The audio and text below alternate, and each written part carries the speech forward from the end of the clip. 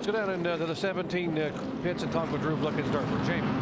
And Drew, you guys made a track bar and air pressure adjustment there and put 4 tires on it. Do you think that's going to be enough to get you guys here? Well, it'll probably be enough to be able to get up a good restart up here on the high side. We kind of got bogged down behind the 9 in the last 2 restarts, so now that he's on the inside, hopefully the 24 will get a good jump and we can get a push with him and hopefully do some on the outside. We've been pretty decent on restarts, so hopefully the Carhartt goes forward.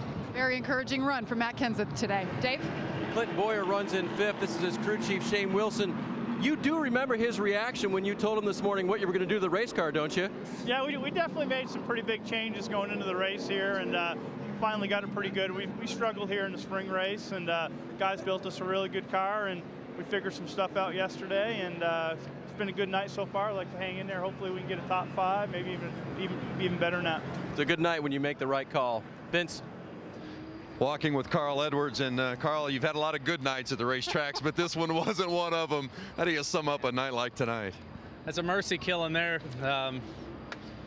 Just a long night. Our Aflac team, we don't give up though. We're a team.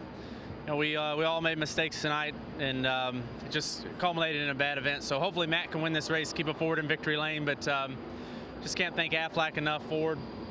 You know, you're gonna have nights like this. That's life. That's racing. I gotta say hi to Gary Clark, who's racing for his father, Mike, tonight in Nevada, Missouri. Hope he's having a better night than us. Thanks, Carl. Doc?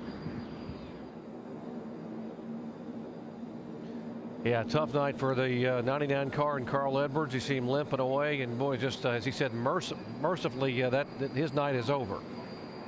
Yeah, Doctor, just taking a look at the rundown here. Look at the chasers. Look at tonight, 4 chasers. You know, you talk about finishes of worse than 30th. I mean, my goodness, this race here, this racetrack has certainly taken its toll. Yeah, it can do that. And as we look at the top 11 cars out here right now that we see, you know, where we had in Kansas, we had 10 of the top 11 were all chase drivers. Here we've only got 3. Of course, they're the first 3 in the running order, but out of the top 11, there's only 3 chasers there. So these other teams and drivers are making a statement here tonight at this difficult Lowe's Motor Speedway. Well, you think it's going to change tonight. How about when we get to the Framming and Bamming and Shoving next week in Martinsville, Virginia, the only short track race in the chase. And we always love going to Martinsville.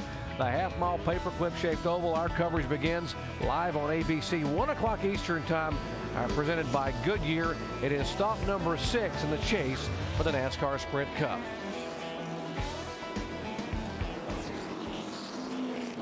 One lap to go when we come by, and we'll get back to green. It'll be 27 laps remaining here.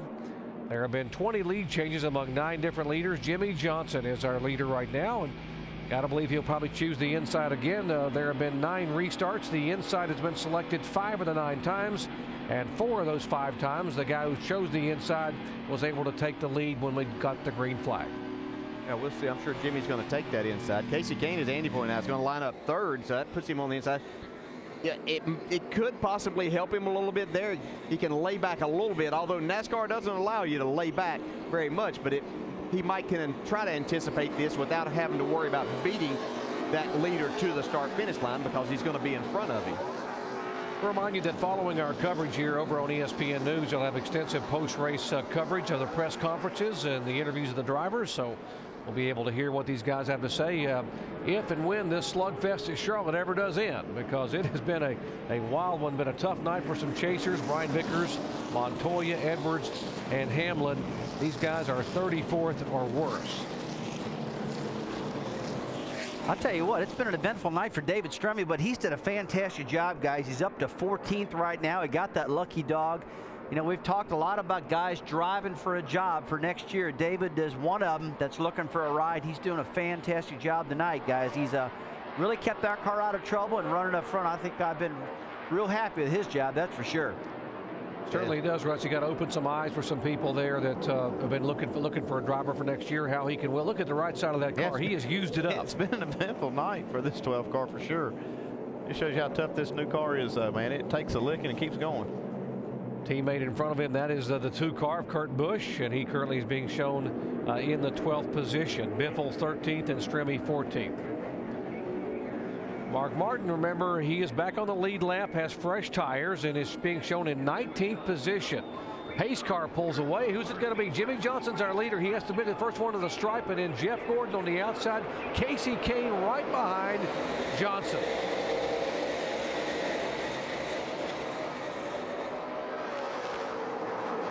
This would be Gordon's opportunity if he's going to try to make a run at his teammate. Look at that. He's got a Hendrick. He can't even keep up with Jimmy Johnson on the restart.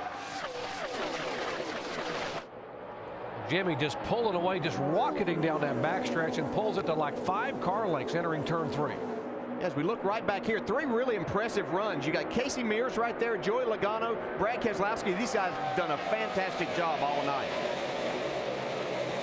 Couple of young guns side by side in the 20 car and 25 car. That's what you're talking about. And Kyle Busch behind him trying to find a way by. That is 7th, 8th, and 9th.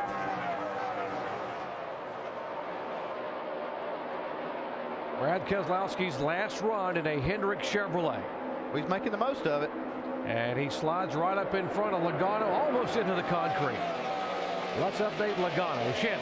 What a great run for Joey Logano tonight. I spoke with his crew chief, Greg Zipadelli, this morning before the race, and he told me, you know, whenever Joey comes back to a track for the second time, he puts so much pressure on himself to do better than he did the time before. It was a 9th place finish in May for Joey Logano, and so far he has got that beat tonight. The car has been great, and so has the driver.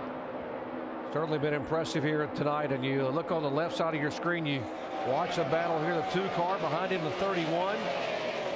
That is 11th, 12th position, 3rd position here now, the 17 and 9 cars battling.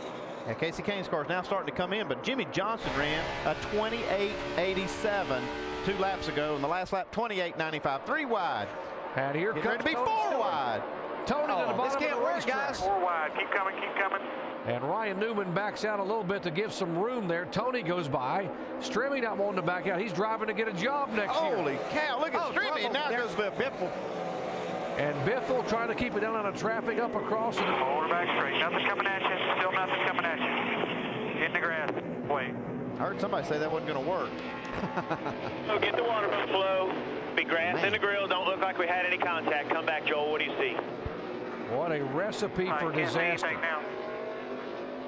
How in the world did they do all of that? How did he not get any damage from that? My gosh. He never quit driving it. He didn't, man. He never quit. Never give up on it. If I was Ryan Newman, though, going back to that, going into turn 3, there, I might have to have a talk with the boss and say, look, man, don't put me in that position anymore. Come on, dude. Man.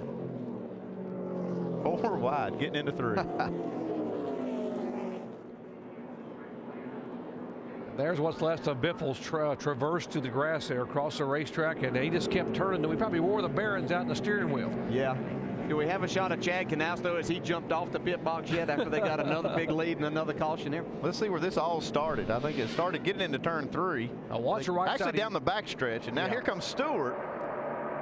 Making it 4 big wide. Run, man. Okay, now they're still racing off the corner. Biffle's just not going to let up. Yeah, this is going to be Strimmy getting into the wall and then into Biffle a little bit right here. Well, no, actually, Ryan Newman came up there. Biffle was trying to dodge the 12. He thought the 12 was going to come off. Now watch Biffle turning his steering wheel. Tires are right, tires are left, and tires are straight. See, just a nudge from Ryan Newman. Well, the 12 came off the wall, and Biffle was trying to give him a little bit of room, not realizing that Ryan Newman had already got the right front fender up there just underneath him. But you got to expect something's going to happen in this type of situation. Nice move for Stewart, though. He just drives away from the scene of the wreck. Watch here, Strimmy gets in. See Biffle trying to turn away just a little bit. Just a slight nudge from Ryan Newman. That could have been a huge disaster. Mike Bliss going flying through the grass. Yeah. And now I'll show you how it really happened full speed. Wow.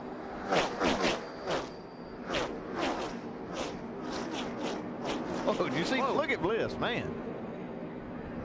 He had to come in and make a pit stop and get all that grass off the windshield and the grill. Now other leaders are on pit road.